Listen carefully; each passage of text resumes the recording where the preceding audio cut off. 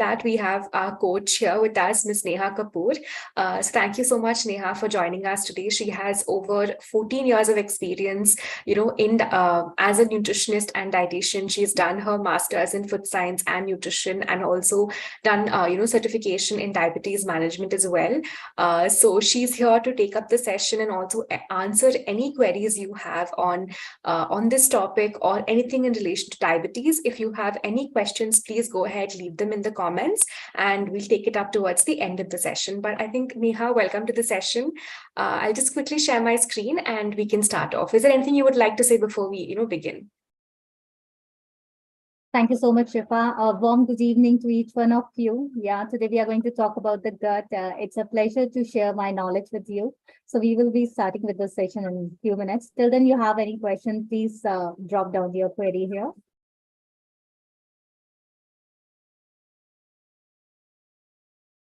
Yeah, hope my screen is visible. Yes. Yeah. So in today's session, we are going to talk about the gut, our second brain. We often get to hear that, gut is our second brain, our health relies on the gut. So there are a lot of talks about it. And today we are going to uncover all of them. So we keep talking about it, but then more important is that you should understand why gut health is important and how it is interrelated to our brain. So when we talk about the brain, which is our primary organ of the body, so this is the central nervous system, which we know as. And the second brain is known as the enteric nervous system, which is again a very important part of our body. And we can't deny that our major health is dependent on the gut. We need to know that, have you ever felt butterflies in your stomach? And I got a lot of answers from you that, yes, we have. So our emotions, whether we are going through anxiety, nervousness, all these emotions impacts our gut health. And whenever we talk about, anxiety, we have exams, we get a lot of, wrenching feeling in the gut, or we have butterflies in the stomach. So why these butterflies are there? This is all because your gut and the brain are in constant communication with each other. They constantly are talking to each other. And there are proven facts from the scientists and the researchers that your body can function without the brain also. If your brain stops functioning, your gut can even regulate the functioning of your entire human system. And that's the beauty of the gut. And that is the reason we say that our entire health is dependent on the gut, because a lot of functioning, a lot of major functions happens inside the gut itself. Shifa, can you change the slide?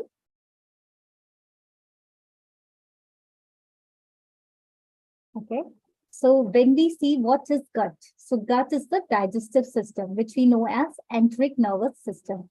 So it starts from the pylorus. If you see on the right hand side of the diagram, pylorus, it is the main part of your digestive system. From there till the anus, this is the entire gut, which we are familiar with.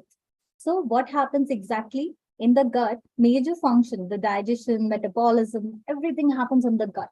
Your hormonal functioning, that's why we say the gut detoxify, it produces hormones. It helps you in building the immune system, the immune cells, which fight against many diseases. It regulates your mental health. So many functions are happening inside the gut. These are the major functions that we look for, isn't it? But when we talk about the brain, what it functions, it just helps in, it's like a principle. It helps you in regulating everything, managing all the organ functioning. But what exactly is happening in the gut is something way beyond that. It's not the superficial, just the management. But the gut is actually responsible for your overall well-being. So the gut plays a very massive role in your overall health, and that's what we are going to discuss today. Shifa, please change the slide. I am just keep on taking it one by one, that how it detoxifies, how it produces hormone, how the immune system takes place, how the immunity plays a major role over here. So the gut and the brain are connected through the axis, which is called the vagus nerve. This is the main nerve, the largest nerve in our body, which connects your brain and the gut together. So what exactly happens? It keeps on continuously communicating with each other. If something happens in your brain, you are stressed out, you're anxious, what happens? Your body, your stomach, starts getting wrenching feeling. You start getting a butterflies in your stomach. You get a lot of anxieties, and sometimes this also leads to the stomach upset. So all are interrelated. I hope when I'm talking now, you must be able to relate everything. During the exam days, what happens? A lot of butterflies and anxiety in the mind, and butterflies in the stomach keeps happening. What is going to happen? How it's going to happen? And how will I perform? Whether all the questions what I have studied are going to come or not. So this is all the magic of the gut and the brain communication which is happening at that moment. And I hope now you can understand better. So now what exactly happens? Shiva, previous slide. Okay. So what happens exactly is that why both are so important? Your gut is producing major percentage of hormone called dopamine and the serotonin. When we talk about the dopamine, it gives you the feeling of reward. When somebody is praising you, the dopamine which produces in the brain, the percentage is almost like, so 90%. And then rest of the even the 70% is getting produced in your gut also. So when you feel happy, the serotonin hormones, that is also getting produced in the hormone, all the hormones functioning, all the hormones production happening in your gut, your digestive system. That's why we say आपका पेट ठीक होना बहुत जरूरी है. Your gut should remain healthy. You should always focus on your gut because your hormones productions are happening here. And if your hormone imbalance takes place, your entire body functioning goes haywire. So what exactly happening here? It improves the mobility or motility of the body. It helps in the secretion of the digestive juices. It helps in the nutrients absorption. It helps in the microbial balance. So if your microbes, the microbiota of the gut is not healthy, you will feel disgusting. It happens like when the day we have the stomach upset, what happens? We feel disgusting. We don't feel like talking to anyone. Why this is happening? It's all because the happy hormones, which are getting produced in the gut, are not producing anymore. So that's the reason all such feelings starts coming in picture, and that's how the gut is very important. It helps in the transmission. It helps in transmitting the communication between your cells. It helps in reducing stress, anxiety by activating flight and fight response. So even we talk about fighting against any diseases, most of the immune system, your immunity lies in the gut. It doesn't lie in the brain, it lies in the gut, because gut is the one which produces immune cells, which helps in fighting the diseases and any other negative situation. So I hope you are able to relate to me when I'm giving the examples. Think about those events happening in your life one by one, and those episodes, how you used to react in any particular situation on, such days. So now what are the major functions of the gut microbiota? So what it do? It has 4 major functions. First, it promotes the digestion. It helps in facilitating the absorption of nutrients. Your nutrients can be absorbed in the body if you have a healthy gut. If your gut is unhealthy, if you see over here, this is the intestinal lining of the gut, which helps you in protecting the internal atmosphere of the gut from the pathogens which we have in the outer atmosphere of our body. So this is the stomach outside. This is our gut, which is a major part of it. So here the blood is flowing, and we have a lot of pathogens and toxins inside the blood. Now, if this layer gets impacted, this is the barrier layer. So this should, intestinal lining is a barrier between the pathogens and the nutrients, what you eat and ingest through the food. So if these get impacted, the lining of the gut gets impacted, then majorly we get impacted, or we get attacked by a lot of diseases. So that's why it is very important that the absorption of the nutrients happens very smoothly. And here the gut microbiota actually supports the absorption and the breakdown of the nutrients, your sugar, your carbohydrates, your proteins, amino acids, everything gets digested in the gut, and it is getting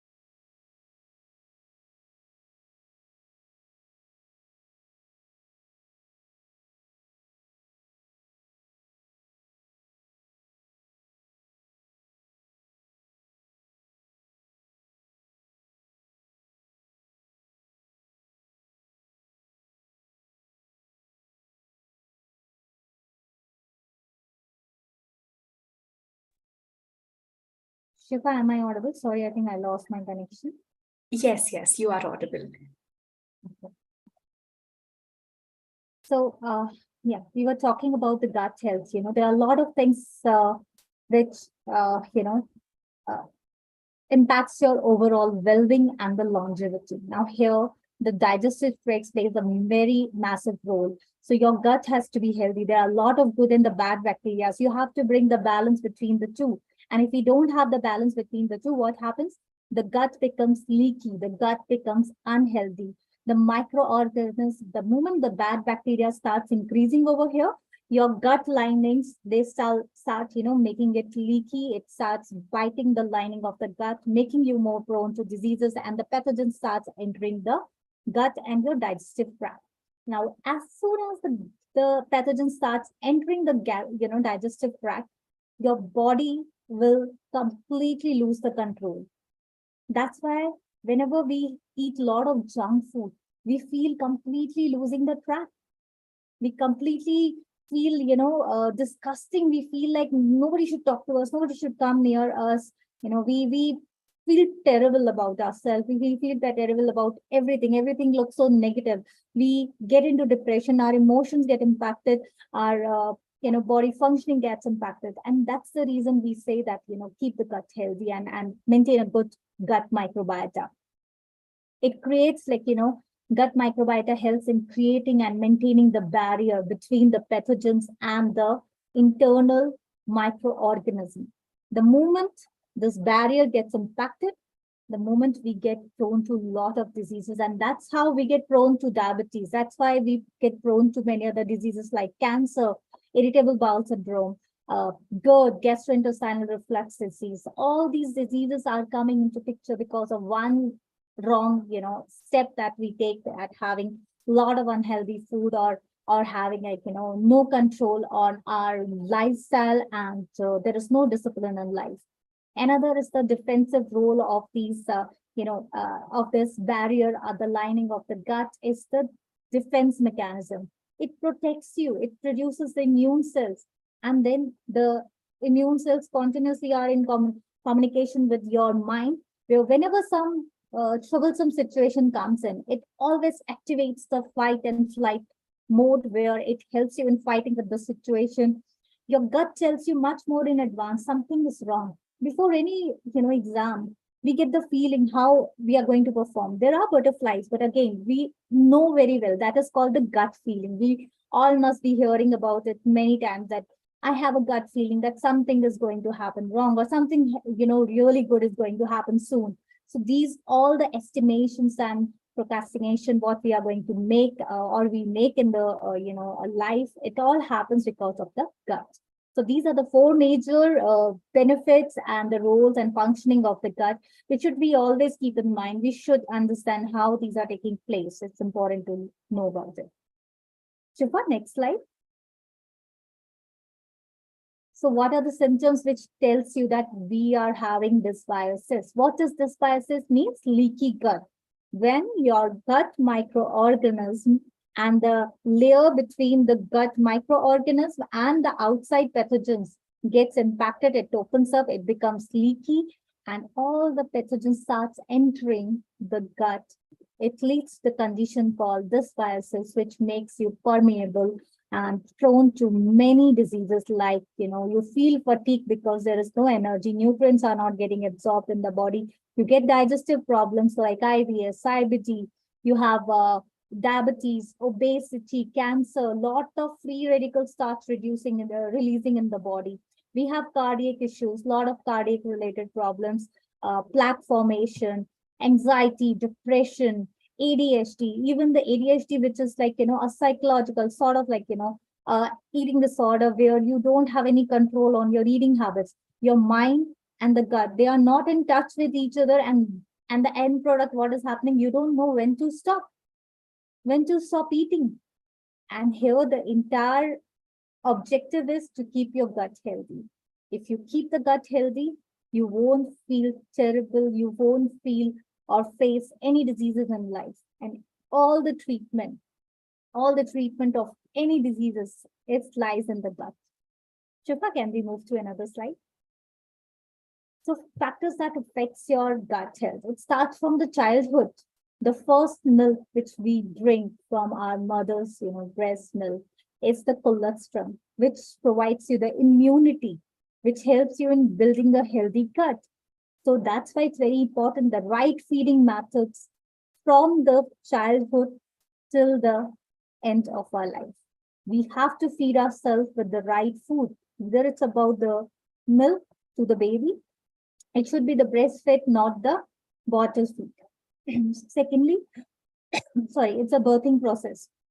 When the natural birthing process is taking place, what happens is that all the processes are taking place. These are events of episodes that happens naturally. The body is preparing for it.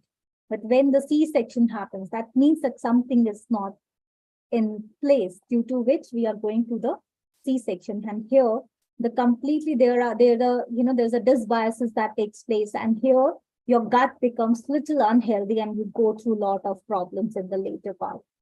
Even the stress. So stress is also one of the, give me a second. So stress is also one of the important factor. So whenever you have the higher stress, what happens? Your gut linings completely start going haywire. Your gut couldn't function on its own. The gut couldn't talk to your brain. And that's the reason whenever the stress increases, the lining of your gut and the intestine, it starts getting disrupted. And there you start getting prone to lot of diseases because pathogens are flowing inside the gut. And there you start, facing a lot of indigestion related problem. You feel loose motion, you feel nausea and a lot of other, issues. Even the diet, too much of dependency on the junk and unhealthy food. This is also one of the major reason why you get dysbiosis, and that's how the gut becomes leaky. Your gut becomes leaky. That means all the pathogens have entered the gut. That's why we say it's not that we should not eat unhealthy food. We should stop eating anything. It's about adding diversity to your diet. Eat right. Eat what can really nourish and flourish your gut flora. So which can really flourish your gut in such a way so that you feel good. You don't get the cravings. Why we get the cravings? Because the gut becomes leaky, because a lot of unhealthy food makes the gut lining weak and make you prone to diseases. It makes the pathogen enter the body and gives you a lot of cravings. And because the entire metabolism is at stake, the insulin resistance starts taking place. The insulin action is impaired. We are not able to utilize the existing glucose in the blood and leading to diabetes. Shifa, can we change?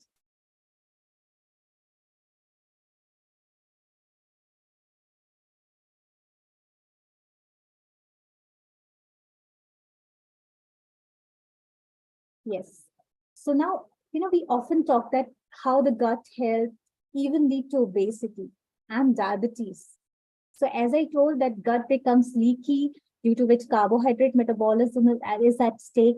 And that's how we start getting diabetes, because your insulin is not in action. Your beta cells are not able to function properly.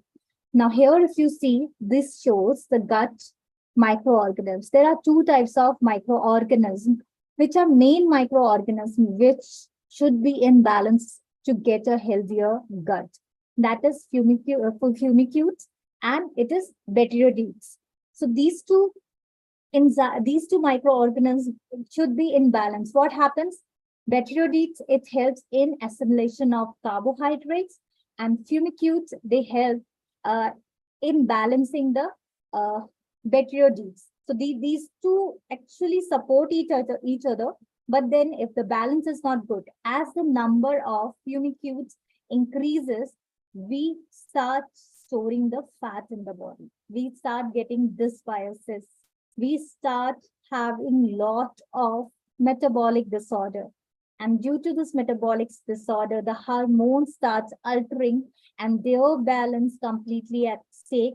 And we get problems like PCOS, diabetes, we have IBS, IBD, GERD, all these problems start taking place.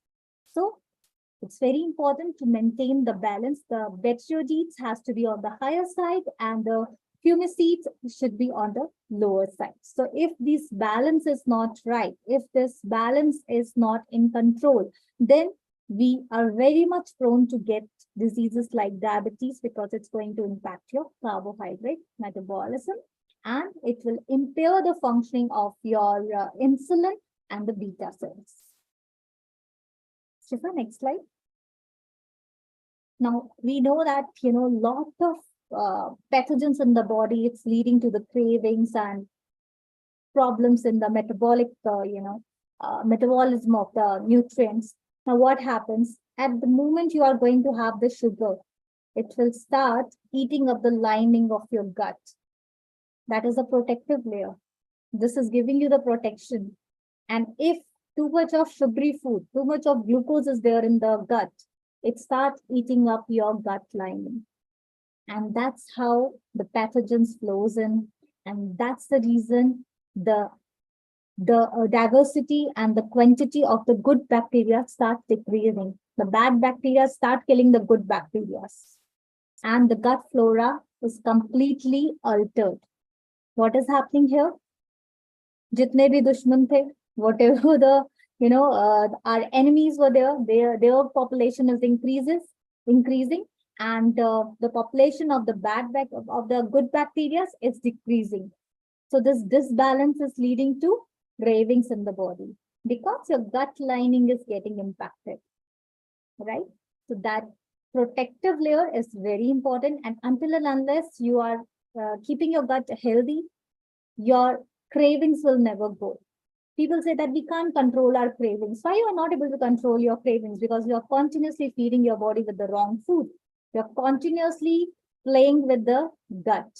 So if we do that, we are going to Shifa, they are not able to see the slides. Can you please make it a little more enlarged? Sure. Let me just maybe reshare it again. Yeah.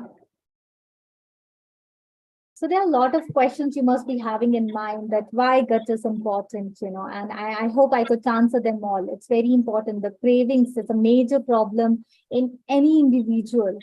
Everyone has craving for the food. Why we are getting craving? Think about the number of times you had ingested the junk food. How many times you are eating wrong? There should be a discipline in the diet and a benchmark that, okay, once in 10 days, I'm going to binge. Once in 10 days, I'm going to have a cheated meal. And how we are going to compensate for it, that completely backup plan has to be there in the mind. So having one day cheated meal is not a problem. Have it during the daytime. Next, in the evening, go for a walk or a run, do some exercise and burn off the extra calories. Exercise helps in increasing the population of your good bacteria. So that's very important. If you're finding problem that I can't control my cravings, please make sure that you are regularizing and reducing the intake of your junk food. I hope it is clear now. The slides are visible well. More than the slides, I prefer that if you listen to me carefully, half of your questions will be answered over here.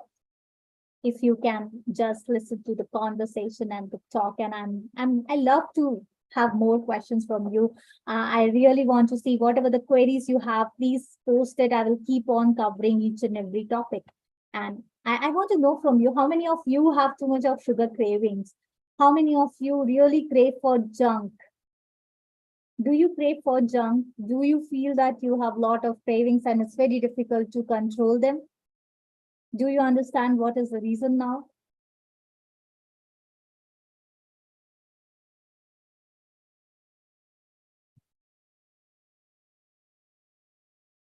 So generally, in our gut, the bad bacteria, they are feeding on we are feeding them by supplying more sugar and the carbohydrate rich food. The more the glucose enters the bloodstream and the gut, the higher will be the cravings. This is going to create a big impact on the psychological levels also, because this will start, making you more crave for the junk and the unhealthy food. Shiva, can we change the slide?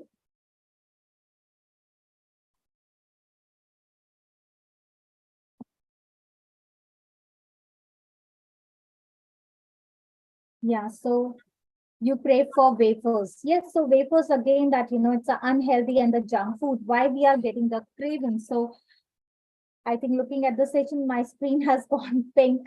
So sorry for the hiccups, but yes, the wafers craving is coming because you must be eating a lot of carbohydrates in your diet. When your carbohydrate in the diet increases, your body craves for more and more sugary food. Your body craves for more and more junk food. If there is no good amount of fiber in your diet, if your diet is not balanced, your diet doesn't have any diversity, then yes, you will get craving very often.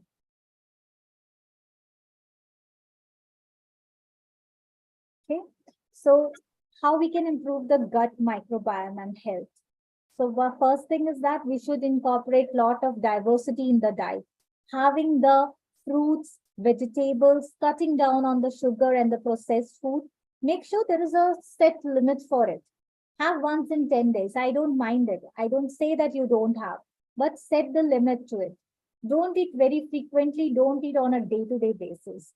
If you are all the meals are unhealthy, if your all the meals are unbalanced, your gut microbiome is going to go, completely in a wane, and you will feel a lot of troubles in the future and health related concerns. Cut down on the sugar and the processed food. Try to cut down. One day, 2 day, you will get the cravings, but third day onwards, whenever we have too much of sugar, what happens? We get a brain fog.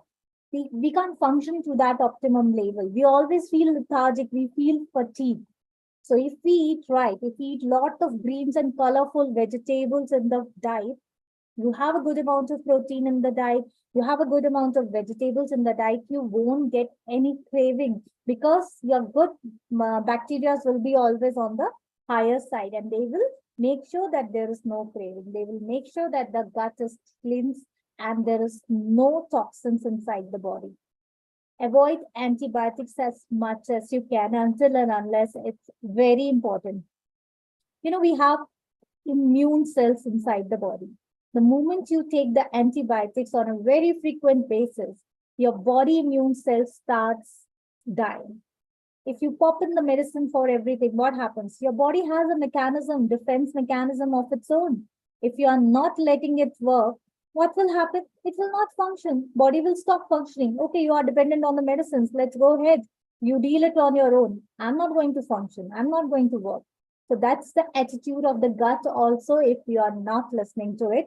And if you are continuously keep on popping the medicines without understanding what is going inside the body. So understand, if the child is angry, if the child is upset, or behavior of a child is very aggressive, there is something wrong. The gut can be one of the issues.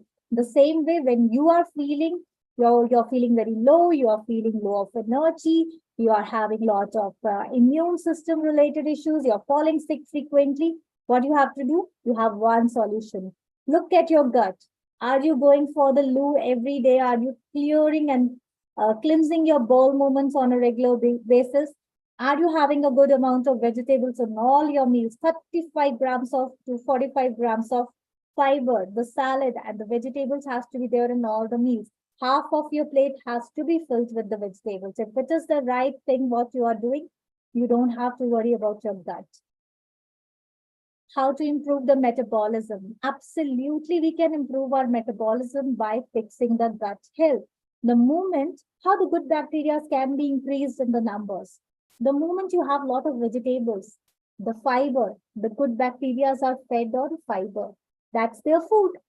So when you have a good number of good amount of vegetables, it will feed your good bacteria and automatically your metabolism will start improving. Exercise. Exercise helps in flourishing your gut.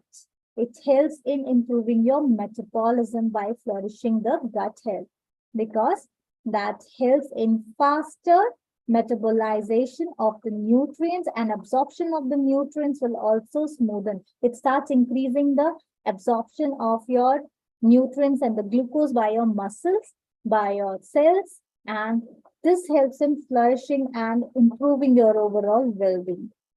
So I hope that. So yeah, foods which gives us fiber in our body. So there are a lot of foods that which gives us a fiber. Any vegetable, colorful vegetables, cucumber, tomato, onion, any vegetable you just pick up, all are loaded with fiber. So all the greens, they are loaded with fiber. Please have them, enjoy them, relish them in all the form. It's good to have the raw because when you eat raw, it releases the enzymes which help in the breakdown of nutrients and absorption. So next is very important, avoid the stress. The more the stressed you are, the more will be the stress related issue. If you don't have the sleep time, your body won't be able to detoxify. At night, in between 12 to 2, your body cleanse itself, repair itself. If you are not eating on time, if you are not sleeping on time, what will happen? The detoxification will not take place. The repairing will not happen. You have to charge the mobile every day. You can't use it whole throughout the day. You need a charge of the laptop. But if you are not charging, if you are not charging your mobile the same way, if it can't function, you also can't function without a good sleep of 7 to 8 hours. Uninterrupted sleep of 7 to 8 hours is required to recharge your body, cleanse your system. It will improve your metabolism also. Who get the most of the cravings? The people who don't sleep at night, for 7 to 8 hours, who don't sleep on, at 10 to 11. If you're not sleeping before 12 o'clock, if you're not sleeping before 12, then what will happen?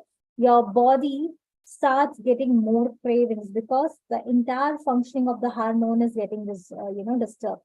There is a system, there's a circadian rhythm in the body. The entire rhythm will be impacted. Same way, physical activity, as I said, even the alcohol and smoking, they release a lot of free radicals in the body. When you smoke, when you drink excessively, it releases lot of free radicals inside the body, which again eats up the entire protective layer of your intestine. And there you start getting attacked by a lot of pathogens and they eat up all your good fats. Shifa, please increase the size of the slide they want to see.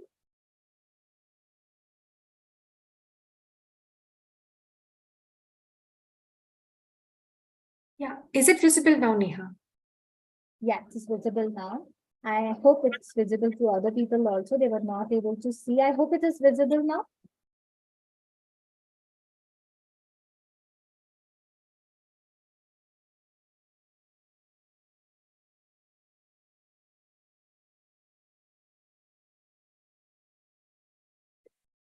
Yeah, I think it is visible, Neha. Yes.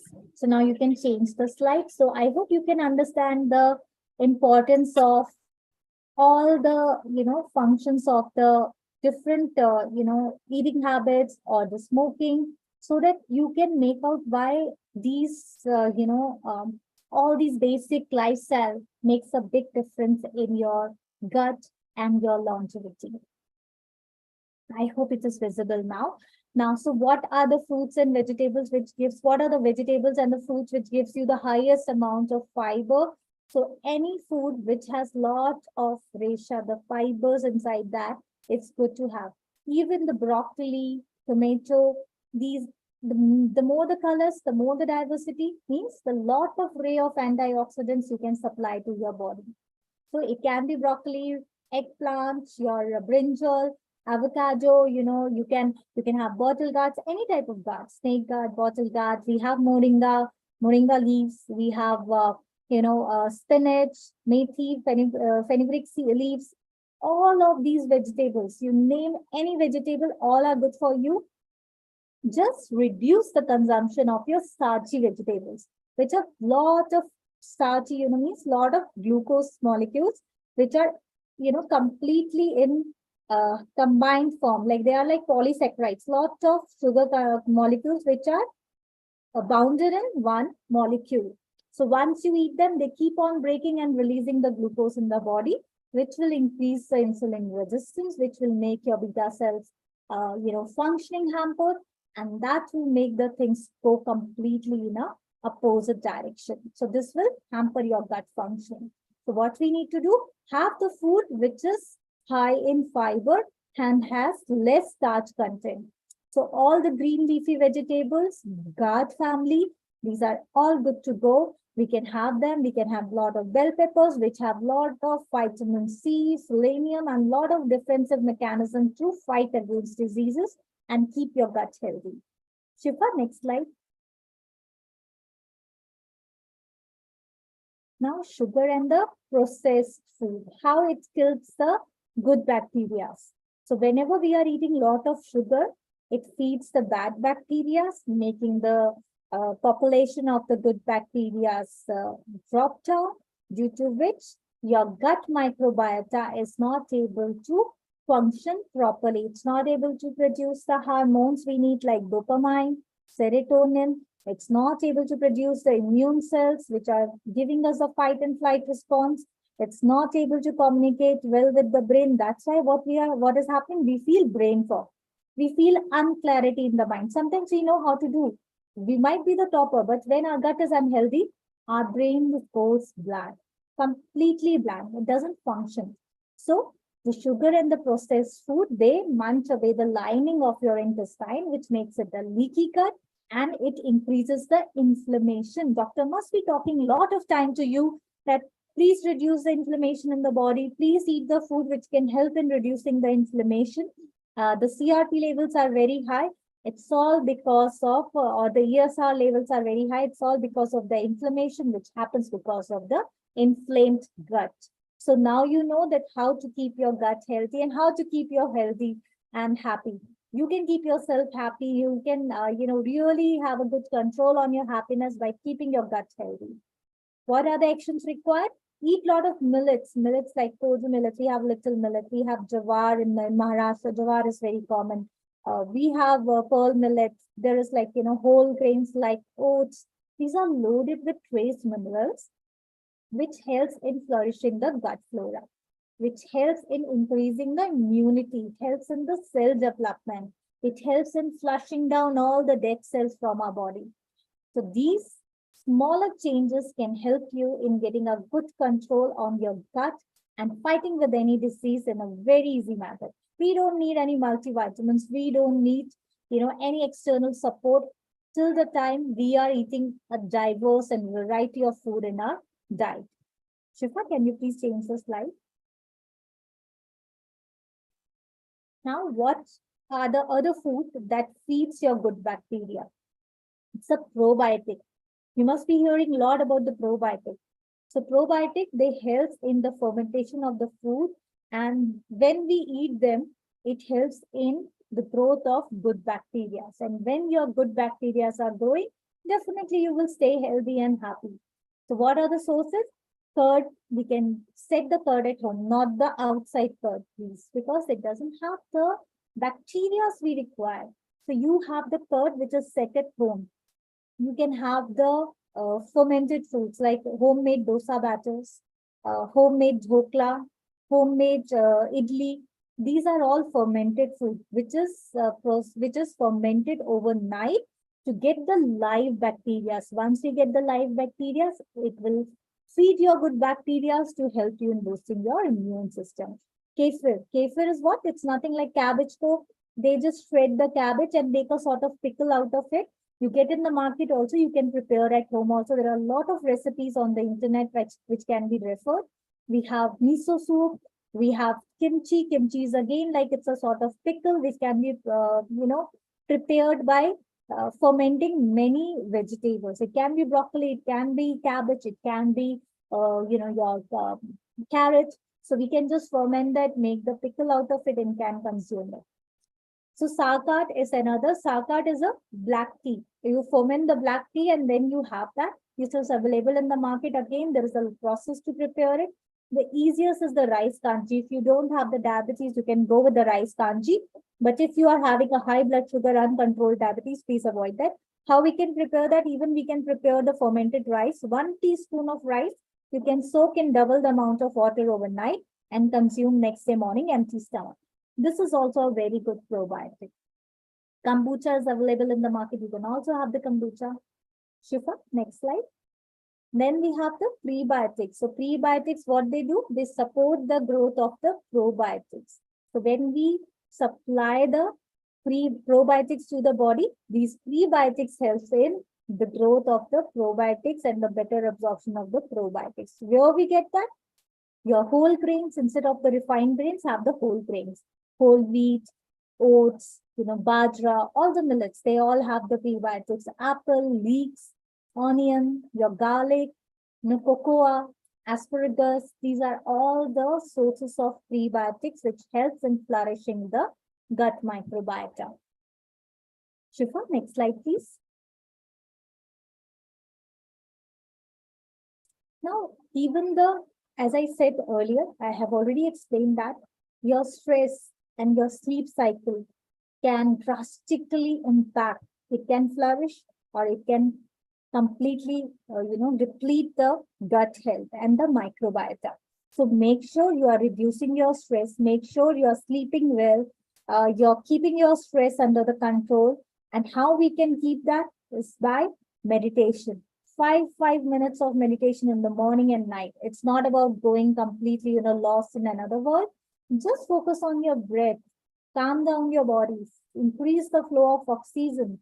The more the oxygen goes in, the better the flourishing or the better the growth of your good bacteria, and it calms down each and every cell to help in the fight and flight response.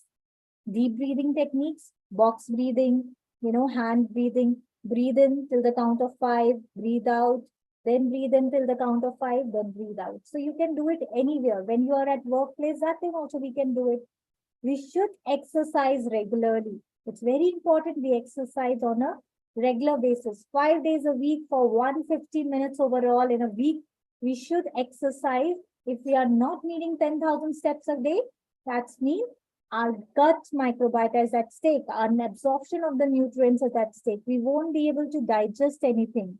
For the proper digestion, there should be the proper activity in the day. We should keep moving. And if you are not moving, if you are sedentary, you should eat more of the vegetable-based diet instead of the grain-based diet. And muscle relaxation techniques at the end. Warm-up exercise, cool-down exercise, these all are very essential. Shifa, next slide.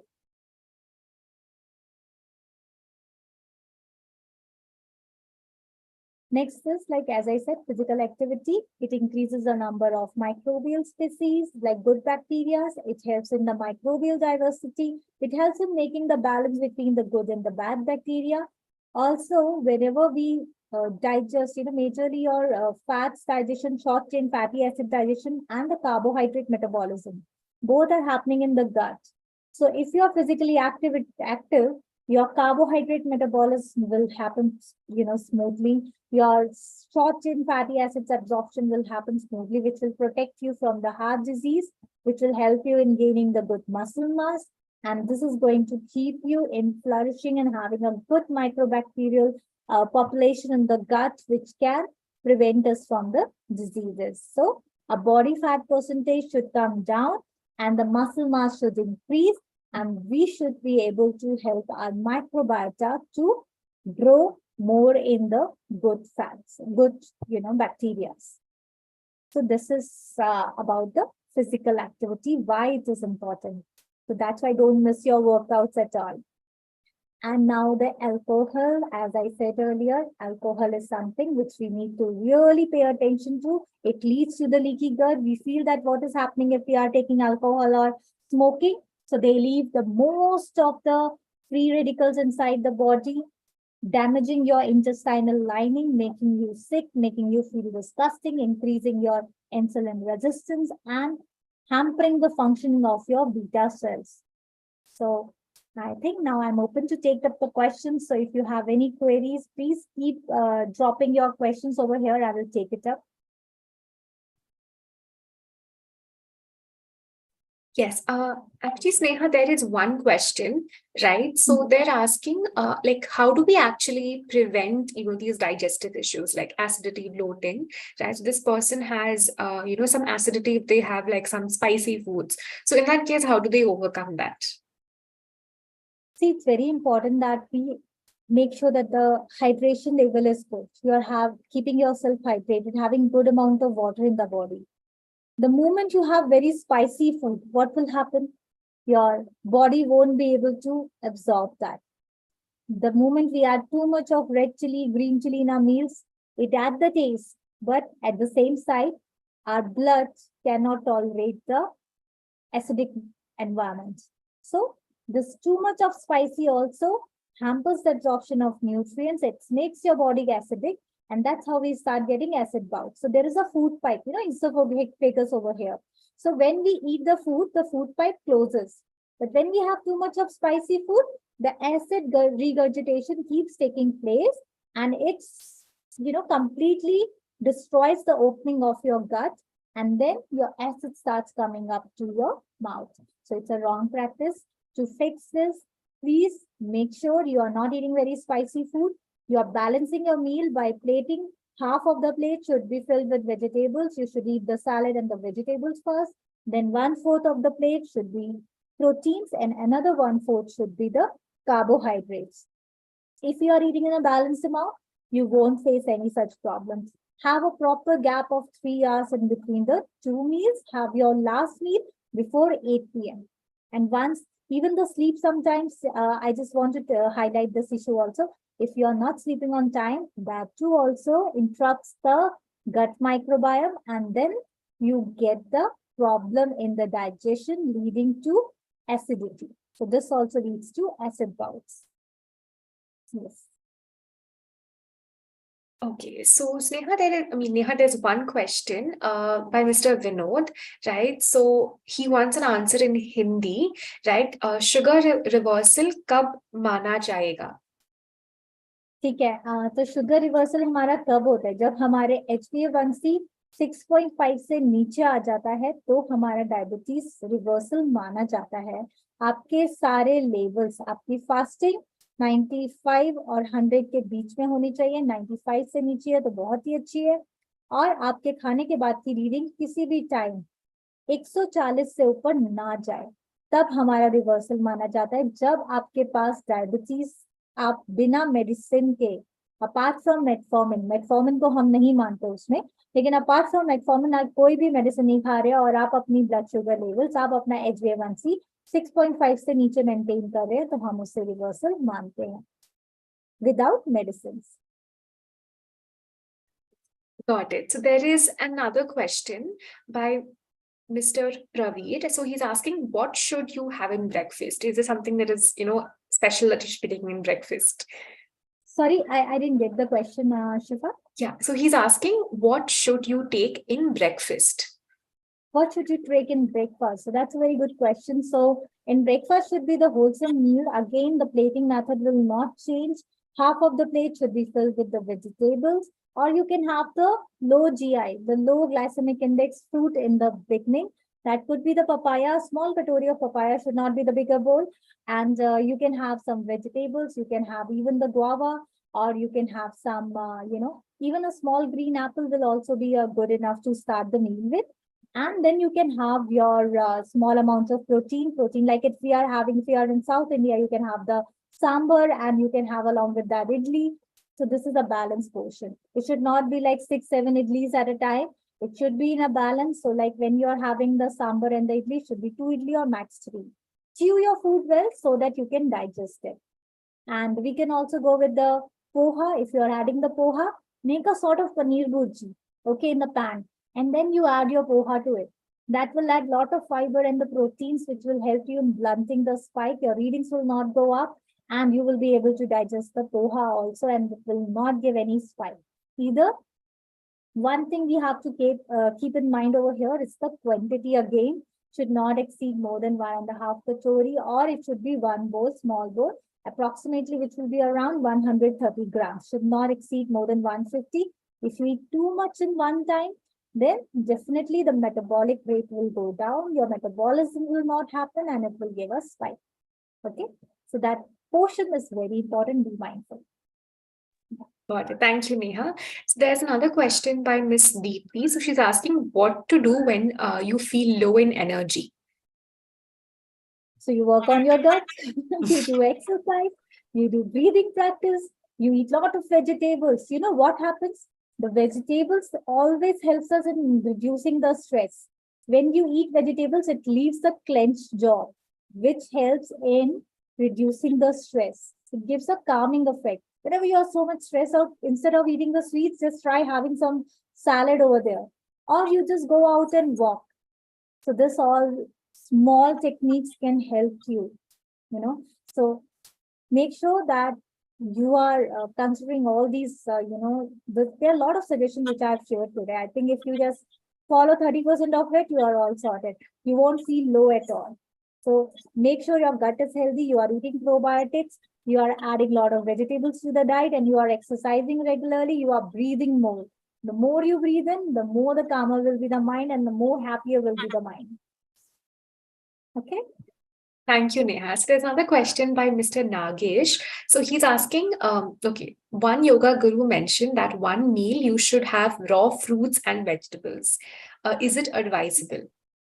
Absolutely advisable. See, the more the raw and vegetables you are having in one meal, that will help in supplying the enzymes to your body, which helps in the breakdown of nutrients. Even what the fiber does, it goes to the body, absorbs all the waste from the body and throws it out.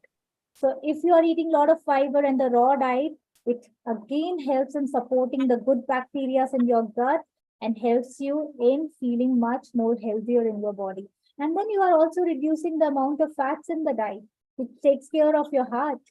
Even you are having more raw, which helps in giving you high satiety value. So when you have only raw in the diet, it gives you high satiety value compared to the cooked food, which makes you eat more and more. Yeah. Got it. So Neha, we'll just take two last questions before we end. So this is by Mr. Homai. So he's on insulin since the last 14 years, and he's taking about 70 units a day plus medications as well. So he's asking if Sugarfit can really help him to get diabetes free, or at least stop his medicines and insulin. What is the HbA1c, sugar? He hasn't mentioned his HbA1c, but he's taking insulin. See, if you are on insulin, you can still reverse, but for that to answer, we should know everything, all the details about you. Since when you have diabetes, what were the last HbA1c levels, and there are a lot of factors. Your weight, your BMI, all the factors, are very important. So please, I suggest you take the consultation from the Sugarfit coach. You can drop down your number over here. We can reach out to you, and probably the team can investigate and analyze you better to give you a detailed answer for this. Thank you. Right. Yes, Mr. Homai, we've also shared a link in the chat, in the comments, right? So you can definitely fill it up with your contact details, and we will reach out to you personally, and help you with, with all of the details. Like I said, we'll just take one last question, Neha. This is by Mr. Prem Raj, right? So he's having acidity, gas, and burning in the chest in the night around 2 a.m. He's asking, is it because his stomach is empty for more than 5 hours? It's not because of that, for sure. So when we are getting the acid bouts at night, midnight, so this should be the reason for the late dinner. It could be the gastrointestinal reflux disease, where your food pipe, doors are not getting closed properly, due to which acid is floating in your mouth when you sleep.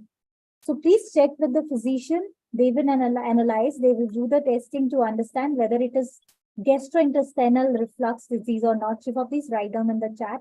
Is it gastrointestinal reflux disease or not? If it is a gastrointestinal reflux disease, then we need to take the precautionary measures for that. No spicy food.